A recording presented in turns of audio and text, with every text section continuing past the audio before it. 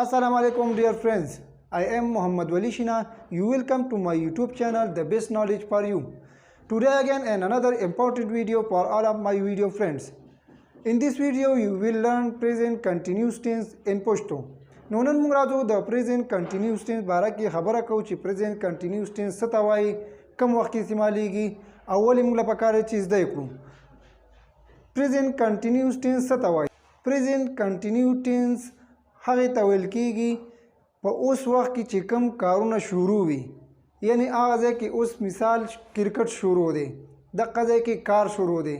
صحیح شو؟ اوس زه تاسو ته لګیا یم او دا ټینس ښایم. صحیح شو؟ اوس وخت کې چې کوم کارونه جاری وي دې ته پریزنټ کنټینیوس ټینس ویلی شي او دا ټینس هم د دې لپاره استعمالیږي. صحیح شو؟ که تاسو نه څوک تپوس وکړي دې باره کې چې د پریزنټ کنټینیوس ټینس ډیفینیشن موږ ته وکړه، یعنی دې تعریف ما ته وکړه په انګلیش کې، نو تاسو به د دې یو آسان او شارټ او ورکوټي یعنی سمال ډیفینیشن موږ تاسو ته دې لپاره کې لیکلی دی، تاسو ته سکرین باندې ښکاري.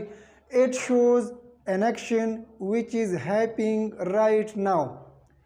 بس دا دی ډیفینیشن دی او ډیر ورکوټي او آسان دی.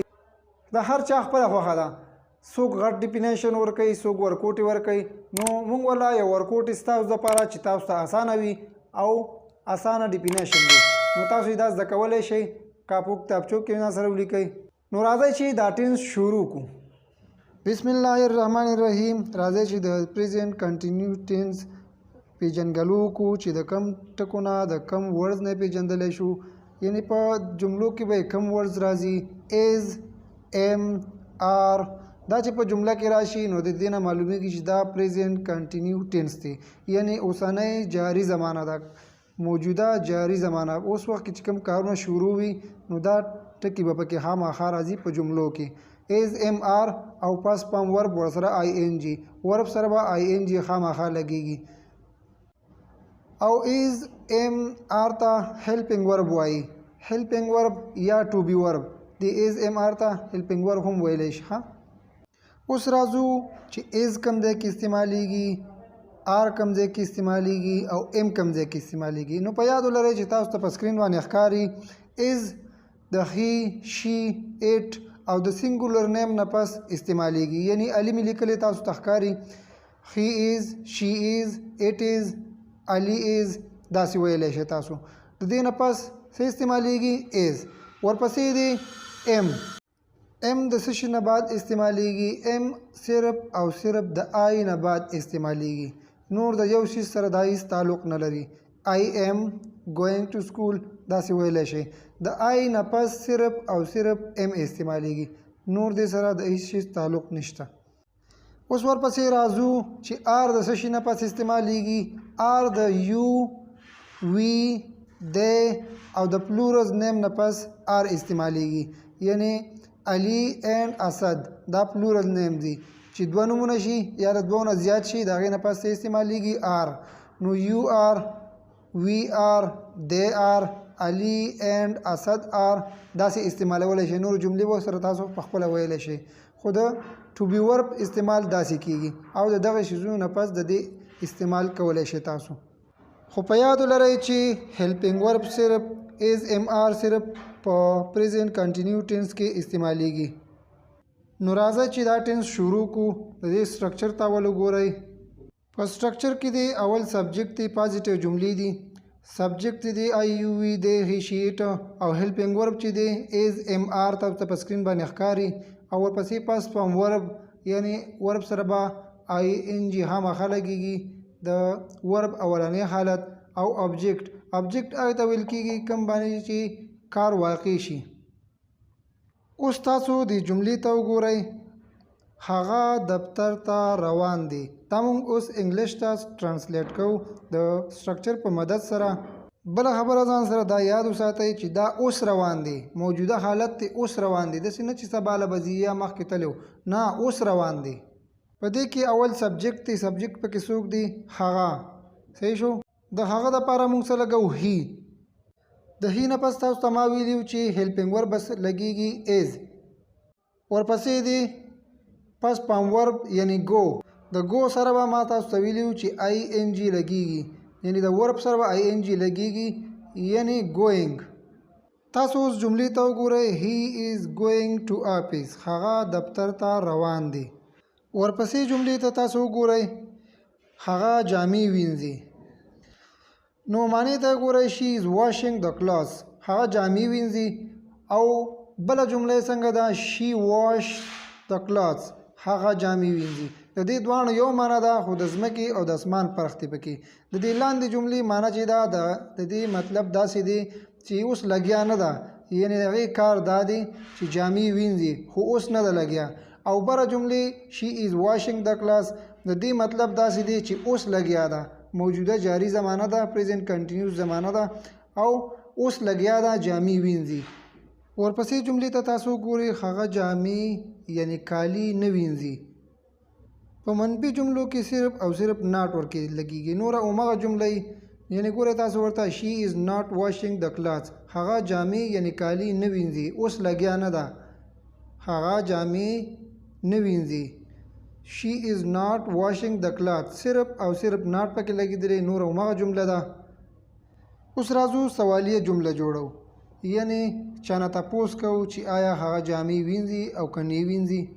په یاد ولرئ چې په سوالیه جملو کې به هیلپینګ ورب اول لګیږي، هیلپینګ ورب به په سر کې لګیږي، یعنی ایز، ام، آر دا به په سر کې لګو او نوره جمله به هماغه جوړو.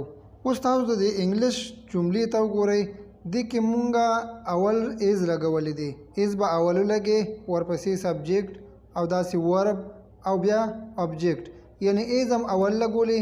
ایز شي واشینګ د کلاس، آیا هغه جامې وینځي، آیا هغه کالی وینځي. پوښتنه یې کړې، سوال یې کړی، صحیح ده. نو تاسو به اول څه کوئ؟ هیلپینګ ورب به اول لګوئ، ورپسې همغه جمله ده، ټوله همغه جمله ده. او د جملې په آخر کې به ساین اف انټروګیشن یعنی سوالیه نشان خامخا لګوئ، ځکه چې سوال دی. تاسو د جملې ته لږ په غور سره وګورئ. اولنۍ جمله ده پازیټیو مثبته جمله ده. شي از واشینګ د کلاس، لګیا ده جامې وینځي. بیا وایي چې شي از ناٹ واشینګ د کلاس، هغه جامې نه وینځي. بیا آخره کې سوال کوي.